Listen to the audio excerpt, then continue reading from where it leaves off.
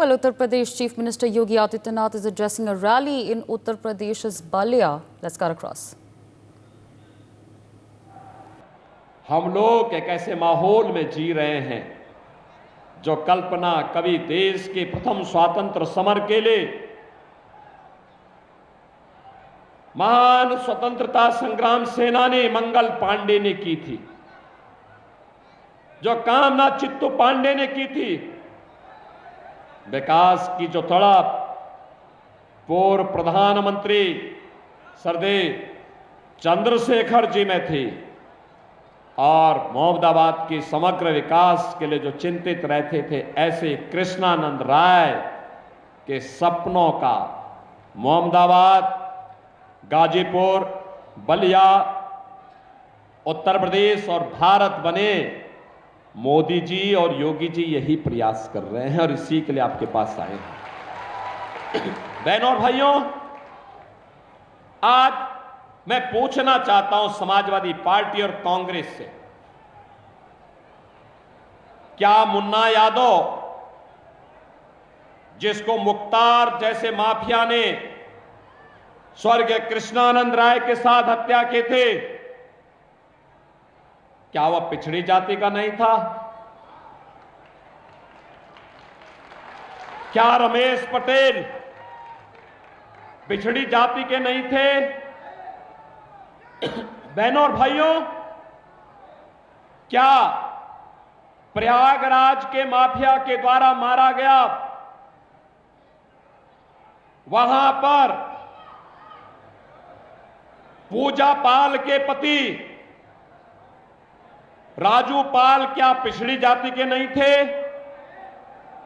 या जया पाल के पति उमेश पाल क्या ये पिछड़ी जाति के नहीं थे? और इन माफियाओं को, इन निर्दोष लोगों की हत्या करने की छूट सत्ता कैसे दे देती है? और इसीलिए तो हम कहते रहे हैं, हमारा भी अगर उनका संकल्प बीजेपी के जनप्रतिनिधियों को मारने का था, उनका संकल्प गरीब के बेटे को मारने का था, तो हमारा भी संकल्प था कि माफिया को मिट्टी में मिला करके रहेंगे। और बहनों और भाइयों, आज माफिया मिट्टी में मिल गए तो लाखों करोड़ रुपया निवेश यूपी में आ रहा है।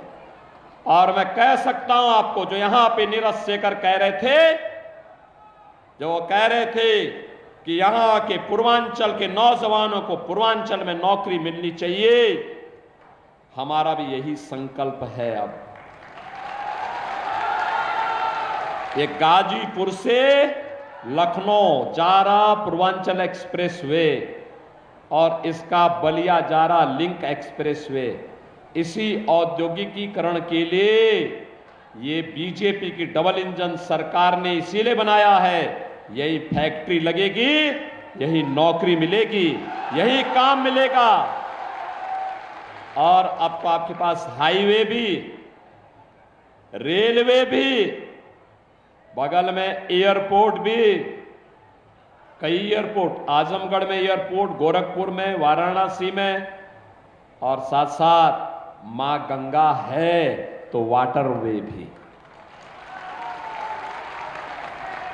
वाटरवे का मंत्री हमारे प्रदेश में ये दया शंकर ही हैं।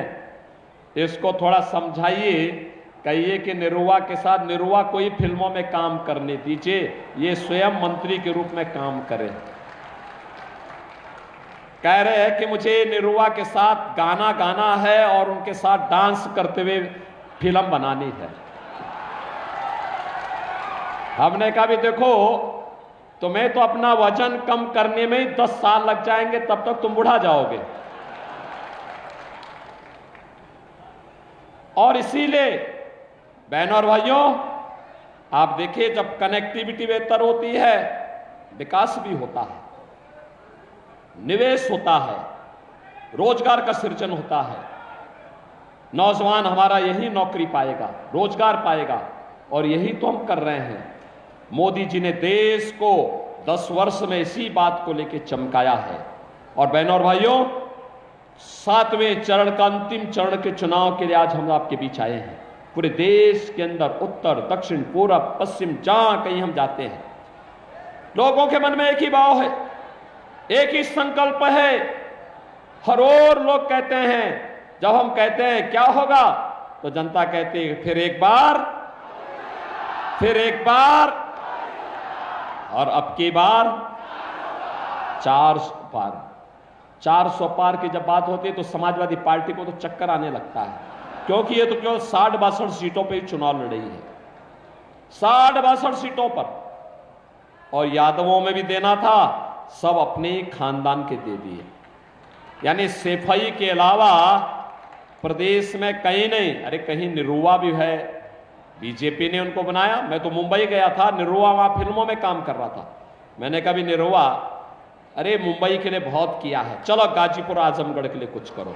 और देखो 2 साल से, पिछले 5 साल से लगातार आजमगढ़ और गाजीपुर में काम भी कर रहे हैं, फिल्मों की शूटिंग भी कर रहे हैं और वहां का विकास भी कर रहे हैं। देखो निरुआ के सांसद आजमगढ़ के बनने के बाद वहां पूर्वांचल एक्सप्रेसवे भी जुड़ गया, वहां एयरपोर्ट भी आ गया, वहां विश्वविद्यालय भी बन गया, वहां मेडिकल कॉलेज भी बन गया, नर्सिंग कॉलेज भी बन गया और संगीत महाविद्यालय भी बन गया है। देखो, जब अच्छे लोग चुनते हैं विकास भी अच्छा होता है, और ऐसे ही मोदी जी ने देश के अंदर किया है। आज दुनिया के अंदर भारत का सम्मान बढ़ा है, देश की सीमाएं सुरक्षित हुई हैं। अब बहनों और भाइयों, आतंकवाद और नक्सलवाद तो समाप्त हुआ। अगर कहीं पे पटाखा भी फट जाए तो पाकिस्तान पहले सफाई देता है, कहता साहब मेरा हाथ नहीं है। उसे मालूम है ये नया भारत है, छेड़ता नहीं, कोई छेड़ेगा तो उसको छोड़ेगा भी नहीं। बहनों और भाइयों, ये नया भारत है। इस नए भारत में सुरक्षा है तो सम्मान भी है, विकास है तो गरीबों का कल्याण भी है।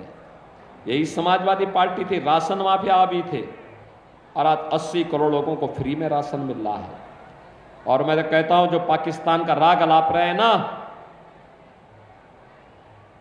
हिंदुस्तान ने मोदी जी के नेतृत्व में 10 वर्ष में जितनी पाकिस्तान की आबादी है उससे बड़ी आबादी को गरीबी से उभारने का काम किया है, गरीबी से ऊपर खुशहाल जीवन जीने के लिए आगे बढ़ाया है। और पाकिस्तान 23 करोड़ लोगों को रोटी नहीं दे पा रहा है, भूखों मर रहे लोग। 1 किलो आटा के लिए छीना झपटी होती है। मोदी जी के नेतृत्व में आज गरीबों का कल्याण, 80 करोड़ लोग फ्री में राशन प्राप्त कर रहे हैं। For more such videos, subscribe to the NewsX YouTube channel, hit the bell icon.